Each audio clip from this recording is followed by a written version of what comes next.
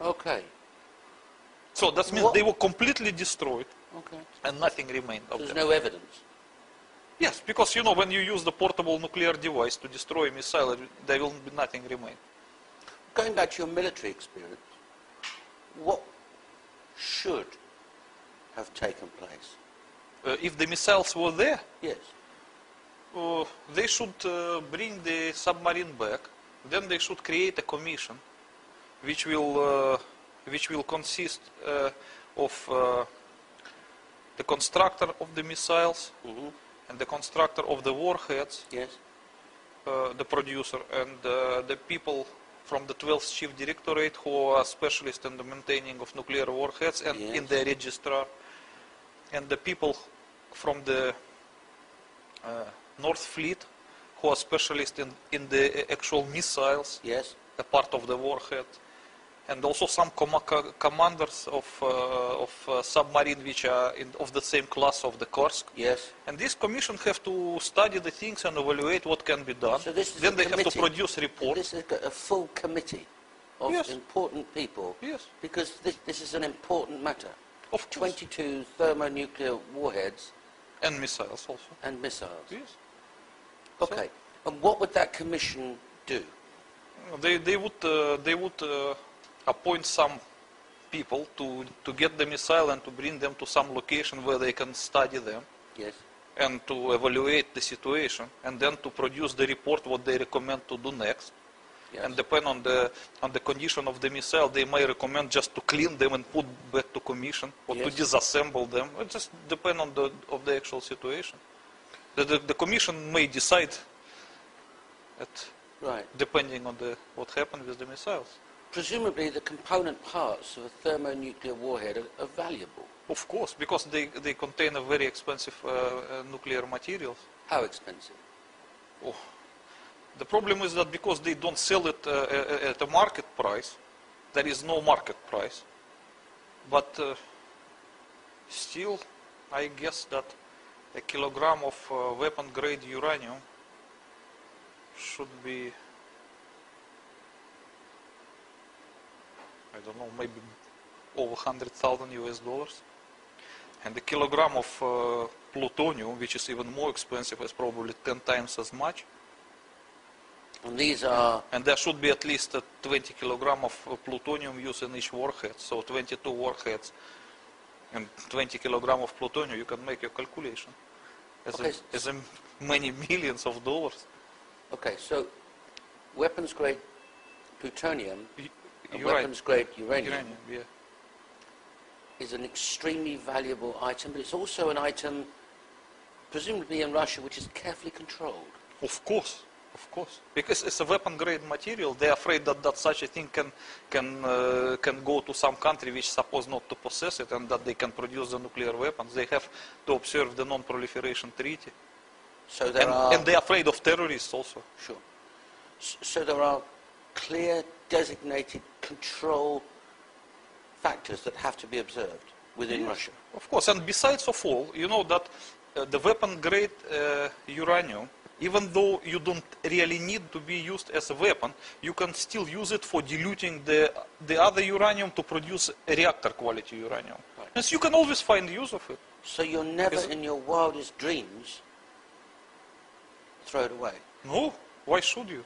It's like a gold, it's more expensive than gold. Why should you throw the gold? Have you any experience in your time in the 12th Directorate of ever this kind of material being thrown away before?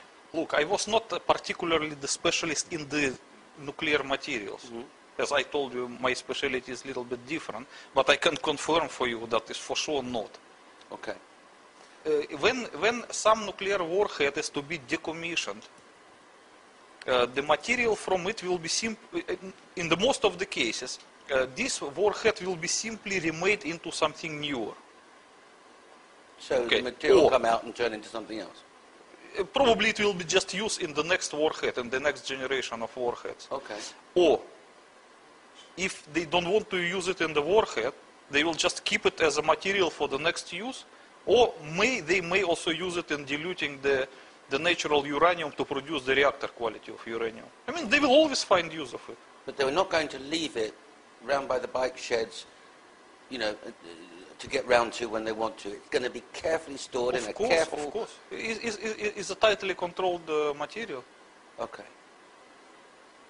So your only explanation for the destruction of the missile and the warheads coming from the Kursk is that they weren't there, and that's why they were destroyed, to hide the evidence? Yes. Because, of course, it would be embarrassing for the rest of the world to be aware that the Russians had misplaced 20 missiles. 22. 22 missiles. Well, 21. We know where one of them is. Yes. Okay. And some American officials believed that 2 of them were used, I mean the warheads used in the planes that hit the World Trade Center. So that we can argue whether the terrorists still have 19 or 21. But no one will ever know, because if they were, they would turn to dust. Okay, so that's got to be the cause of some discussion between the American government and the Russian government. Yeah, of course. Backwards and forwards. And definitely it was. And there's no question in your mind that the destruction of the missiles and the warheads from the Kursk is a deliberate act to hide the fact that those missiles are no longer there. Yes. And you are saying to the rest of the world in your book and here that there are 21 missiles unaccounted for. 22 minus 1. Yeah. Yes. The one fired into Pentagon. Each with a thermonuclear warhead. Of half megaton. Of 500 megatons. 500 kiloton or half megaton. Okay. A 500 kiloton warhead detonated in the middle of London. What would that do? It depends on how high will be the altitude. If, let's say, the altitude will be a half kilometer, it will just destroy the entire London, I guess. If on the ground level, maybe a little bit less, maybe 70%. But the most of London will be destroyed in any case. Let me really like a big Hiroshima, 20 times as much. Let me be absolutely clear on what you're saying and what you said in the book. This material is unaccounted for. This is the evidence. Here is the book detailing who did it, what happened, and everything else. This is my evidence. This is my testimony. Prepared to go to court. I've been to the American... I've given you the book to the American Embassy. I've given it to the French Embassy, all the information. Yes. And the American Embassy, just help me with this, haven't come back to you and said, can you tell us about this? No. Because they already know. They haven't come to you and said, is there anything that you can tell us that will help us to find out where these other missiles are? No, definitely not. Even if they thought you were stark raving mad, and I'm sure that they don't, why wouldn't they come to you and say, can you help us with these... I was surprised either. But it seems that they are satisfied with what they know. That could only bring one explanation. No, actually there could be 2 different explanations. One is that they are satisfied with what they know. And the second thing, that the high-ranking officials just told to those low-ranking who talked to me not to talk anything about this and just forget the matter. It might be both. It might be that those guys were ordered by their superiors not to continue this inquiry.